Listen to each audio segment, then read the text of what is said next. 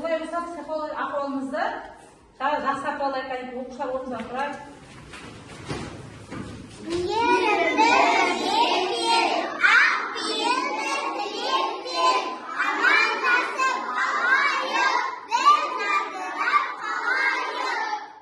Жарайсыңдар, өте керемет.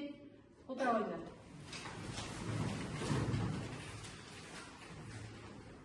Біздер өткен сабақта, өткен оқушылар өткен сабақта үйге тасыма қандай тасыма береміз сіздерге? Түбірмен қосымша тақырыбында 12-ші жаттығуды көз нүктенің орнына тиісті мақалдарды көшіріп қосымшаны қоямыз. Ал айта ойнасы. Тазалық, саулық негізі, дені сау адам, дәулетті адам. Бұл жерде жасайық. Тазалық дегенде түбірі қайсы, қосымшасы қайсы? Түбірі тазалық, қосымша. Жарайсың. Екінші. Аяқ айта ғой. Екінші. Тазалық, саулық негізі, дені сау адам, дәулетті адам. Дәулетті дегенімізде қосымшамен түбірді ажыратамыз. Дәулет түбір, қосымша. Жарайсың. Өте тамаша.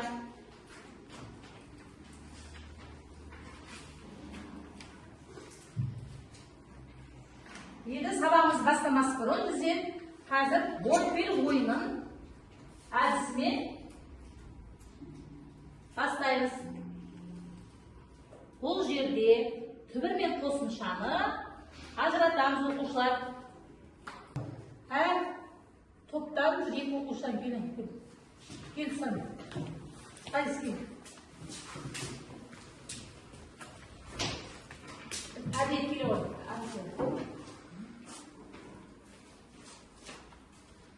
Мұхаммеджан кел. Қазір. Бір санған жайын жасма оқушылар. Бірінші қайсын болады? 9. Бұл жерде түбір қосымша түбірма. Қандай сөз шықты? Бұлттың ішінен? Арба. Арба. Қарайсың. Қосымша түбірма? Қосымша. Қате. Келесі. Қазір. 7.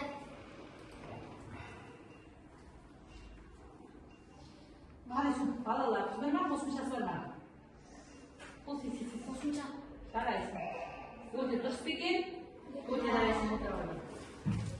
Әрбір бағалауда, алдымызда бағалау тұр ғой оқушылар. Әрбір сұрақ жауап бергенде бір балда жыншықта отырамыз. Ғазиз, Сырым, Мұхаммеджан қандай ғой? 10. Бұлтты арасында не деген сөз шықты? Түн. Түн. Қосымша ма? Түбір ма? Түбір. Қарайсың. Айт. Әділет. Сен қандай ғой? Сызамызда. 2. Бұлттарымыздан қандай сөз шықты? Қалада. Түбір ма, қосымша ма? Қосымшасы бар. Қарайсың, өте тамаша. Келі ғой Айзелі. Сонда кем? Аймере келі ғой. Бұл қандай? Жастар қандай? 8. Қалалар. Қалалар. Түбір ма, қосымшасы бар ма? Қосымша. Жарайсың, өте тамаша. Аймере. Қандай? 14. Қал. Түбір ма, қосымша ма? Түбір. Түбір. Жарайсың, өте тамаша. Тақтаға шыққан балдан, бір балдан жылжытамыз кел Нұрайна. Қолшылдамызды. Бір таңданда жылжыдан. 13. Алмада. Түбір ма, қосымшасы бар. Өте тамаша. Дұрыс па екен оқушылар? Иә. Жарайсың, жасайтын. 11. Тау. Түбір. Түбір сөз. Дұрыс па екен? Иә. Жарайсың. Кел Нұрым.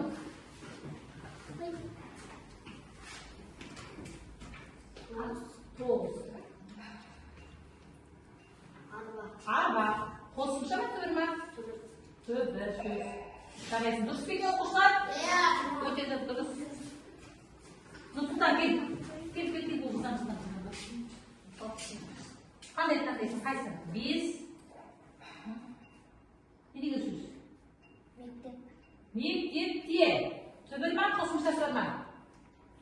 Қосымшасы бар. Қосымшасы бар. Дұрыс па оқушылар? Иә. Жарайсың, өте тамаша. Кел маған айтпа. Қандай сан таңдайсың? 12. Ан. Түбір ма, қосымшасы бар ма? Бұл? Түбір. Түбір. Жарайсың, өте тамаша. Бегас кел. Жылдам кел. Қандай сан бар? 6. Су. Түбір ме, қосымша ма? Түбір. Жарайсың, өте тамаша. Аяғы кел.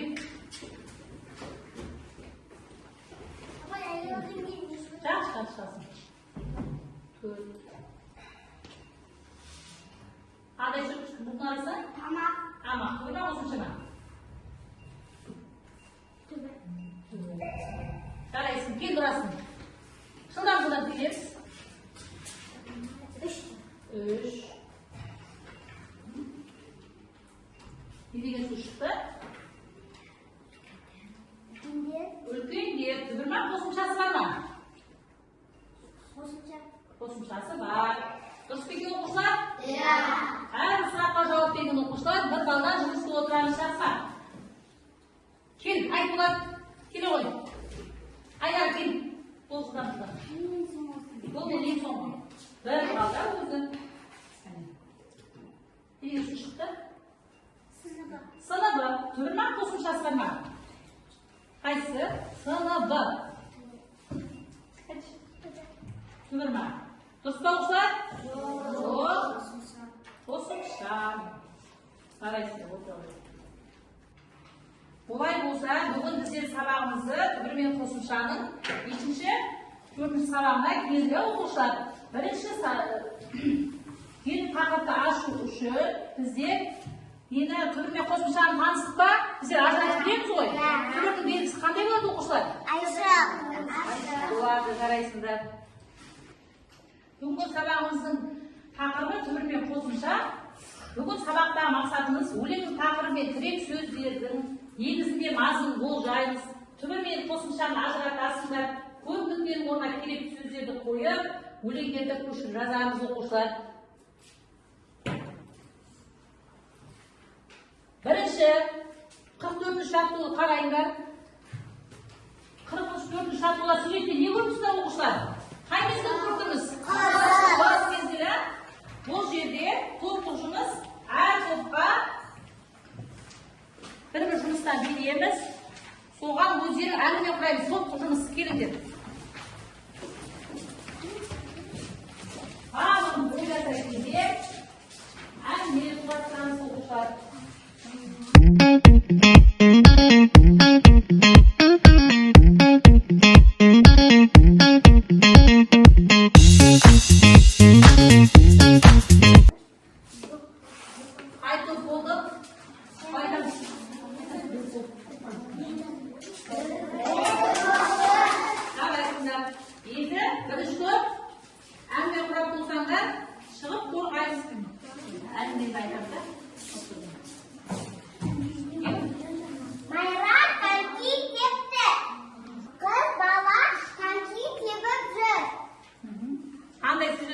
Қандай сөз оқырайсыңдар? Және қандай әңгіме айтасыңдар? Әңгіме бастырып. Екі әңгіме ма, болған ма? Және қос. Қыз мезгілінде қыз бала коньки тепті. Қарайсыңдар. Бірінші топта және қосаларыңдар ма? Және қандай әңгіме қыласыз? Айтасыздар? Тағы екінші топ келіңдер. Болмаңыздар. Әдет отырып отырсын, айтады. Тұрым отыр. Сара қыс мезгілінде мұздарда, қарманда шанамен сырғанап жүрді. Оған қыс мезгілі қатты ұнайтын еді. Ол күліп, ойнап, далада шанамен, қармамен, мұздармен сырғанап жүрді. Жарайсың. Өте тамаша. Топпен бір балл. Бір балдан жылжып отырамыз, бір балдан топ нұсқа. Үшінші топта кім әңгімелейді? Келіңдер. Жарайсыздар, келің бұл жылдам. Әңгіме кім айтады? Әңгіме айтады.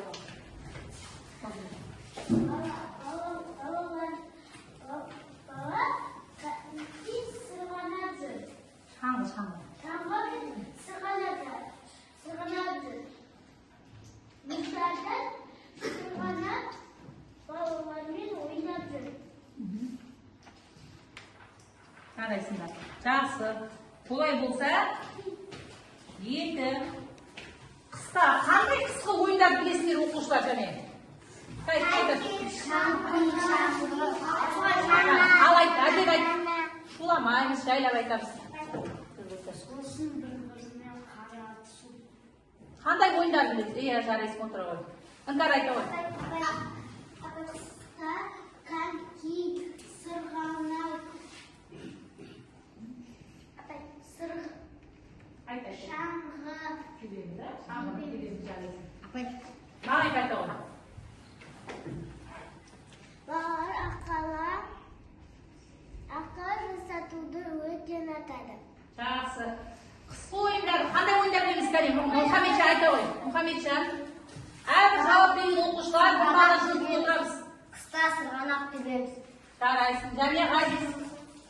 Қыста коньки сырғанақ тебеміз. Жарайсың. Майда айта ғой. Коньки тебеміз, шаңғы, шана, аққала жасайды балалар. Жарайсыңдар. Әр жауап берген оқушылар жылдамса, барлық жылыспай айта ғой. Қыста біз конькимен сырғанаймыз, тауларда сырғанақтармен сырғанаймыз, шанамен сырғанаймыз. Жақсы, жарайсыңдар. Жасай.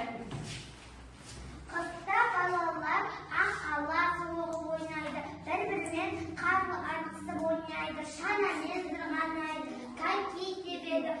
Балаларды бәрі қыс мезгілін жақсы көреді. Жақсы, өте тамаша. Біздер түсіндік па? Оқушылар қысқы ойындар туралы суреттер арқылы әңгіме құрадыға. Енді келесі миғашалу әдісімен 45-ші жаттығуды қарай оқушылар. Бұл жерде қараңдар, тақырыбы, бүгінгі тақырыбы шынығу. Шынығу деген тақырып екен. Шынығу деген не түсінеміз кәнекей? Айзер айта ғой. Шынығуда біз таза ауада жаттығулар жасаймыз. Және етіп айтады, Жегаз. Шынығуға не түсінесің? Шынығу дегеніміз не? Десеңіз, денемізді шынықтырамыз. Қолдамызға күш келеді, жарайсың. Әдет айта ғой. Шынығуда далада жүгіру керек, жемістер жеу керек. Жарайсың. Енді шынығу туралы кім ақылына көреді? Қандай еді? Шынықсаң шымыр боласың. Жарайсың, шынықсаң шымыр боласың дейді. Бірінші топ, бірінші өлеңді, оқимыз бірінші топ. Бірінші несін оқы, шынығу өлеңін оқимыз оқушылар. Бірінші топ оқысын бірінші, бір адам оқиды.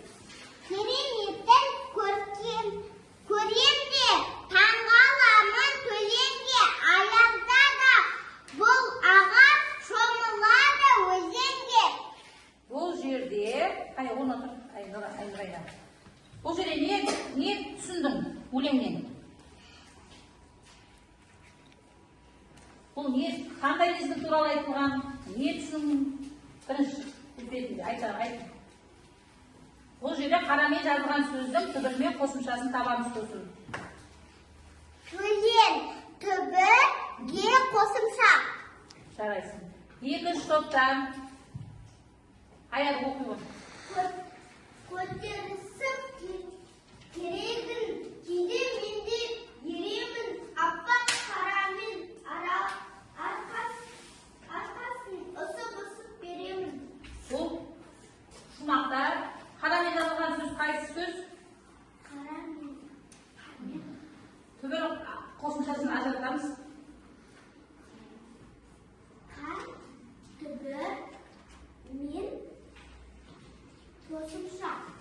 қарайсың.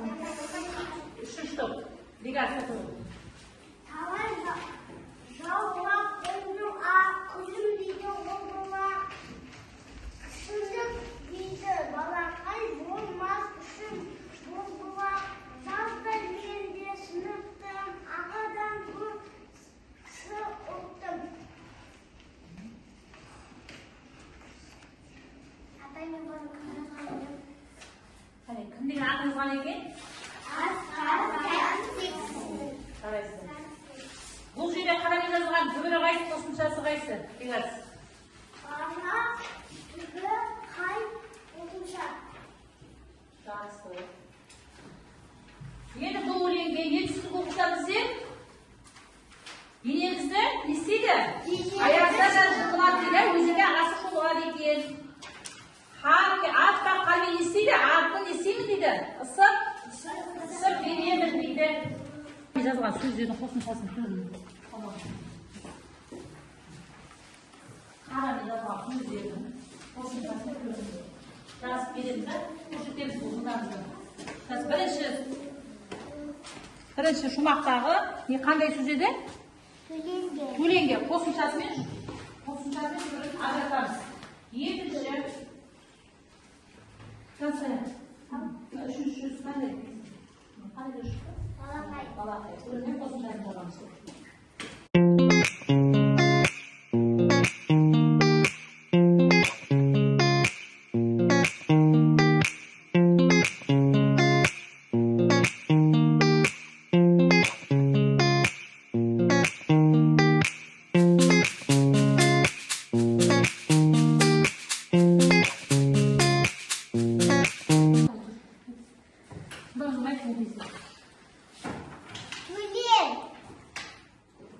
Түбіге қосымша.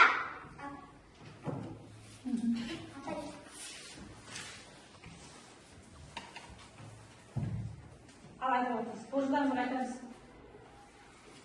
Қар мен қар. Қар түбі мен қосымша. Қарайсың. Үшінші топ.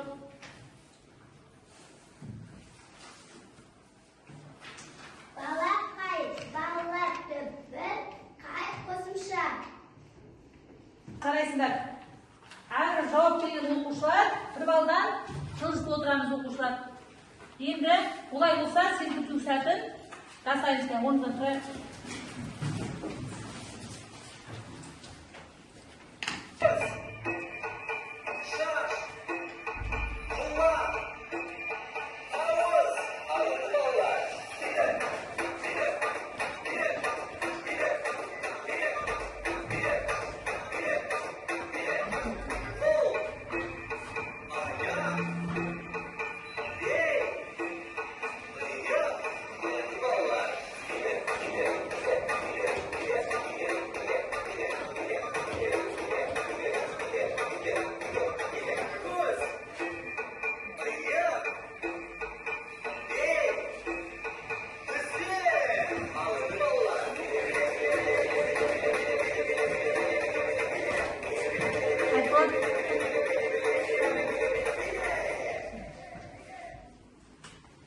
Келесі шартуы дәптермен жұмыса оқушылар. 46 шартуды қараймыз. Көп нүкте орнына керексіз сөздерді қойып, өлеңді көшіріп жазамыз оқушылар. Аяқта апарасың. Астында керек сөздер бар. Аяқ қайда апарасың? Астында сөздерді қайсын қолданып оқушылар?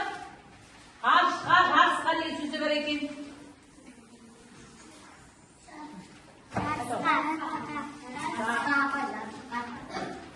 Ақыл қайда апарасың? Ғарышқа. Олай болса, дәптермен жұмыс, тақтаға кім шығады екен? Жасай, кел, жасай. 46-шы шартты ол.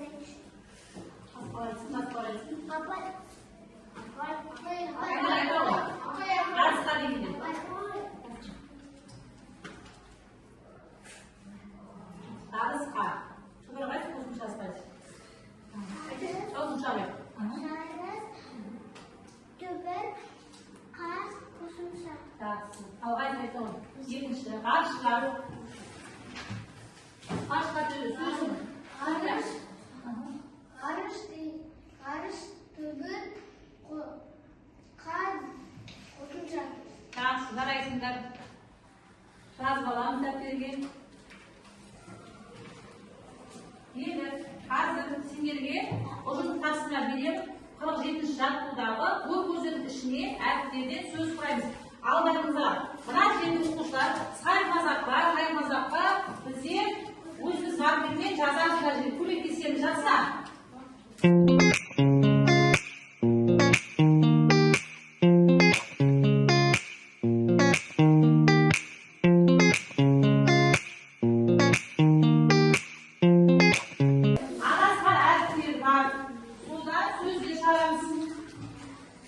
Бірінші қатарда бірінші көргіздің ішінде әріптерден қандай сөз шықты сайқымазақтан? Қандай сөз таптыңдар?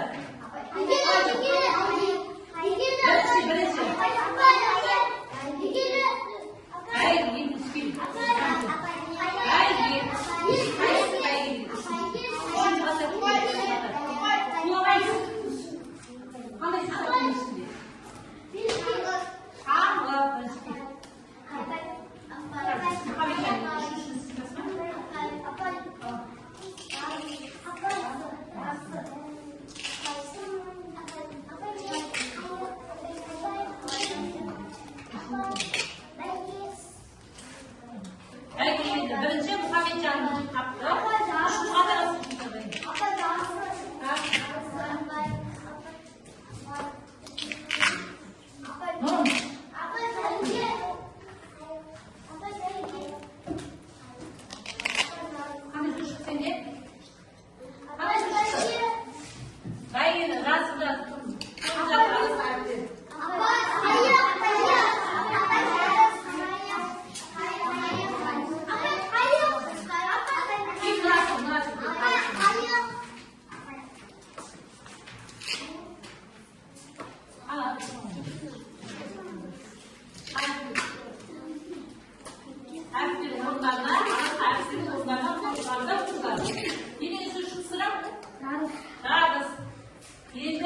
қандай сөз таптың сен? Нұрасыл? Қайықты? Жайлама. Ұстап тұр бала. Қайық.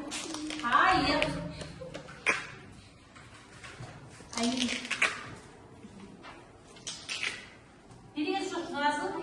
Қайық, өте тамаша. Жарайсың. Әр шыққан оқушы зықалдарыңызды сызықтарды ұқсат. Енді бүгінгі сабақта түбірмен қосымша біздер түсіндік па оқушылар? Енді қайсымен парыз әдісімен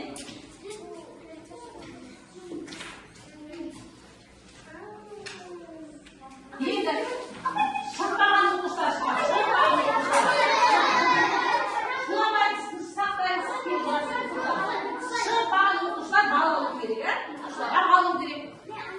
қазылдарда шашатып әртүрлі сөздер шығады. Сурет.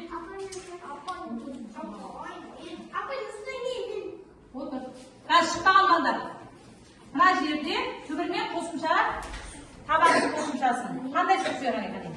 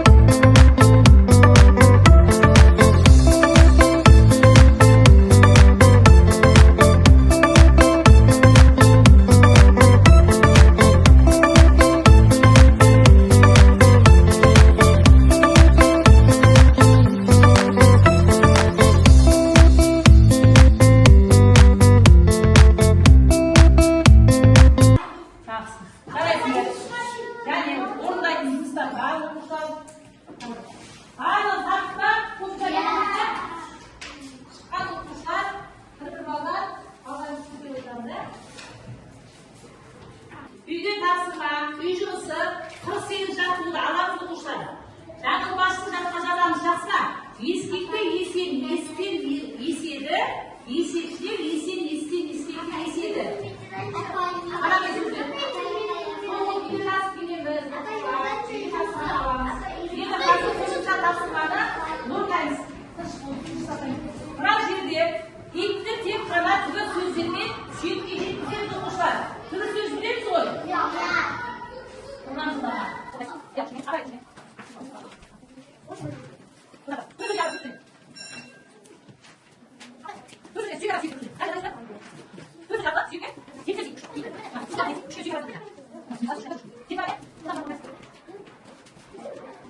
Сәнді топ, аға, үй, бесік, көл, сүйек. Жарайсыңдар. Барлық орындар құдай жақсы. Енді бүгінгі сабақты түсіндік пе оқушылар? Түсінген болсаңыз, білім қоржыны арқылы мына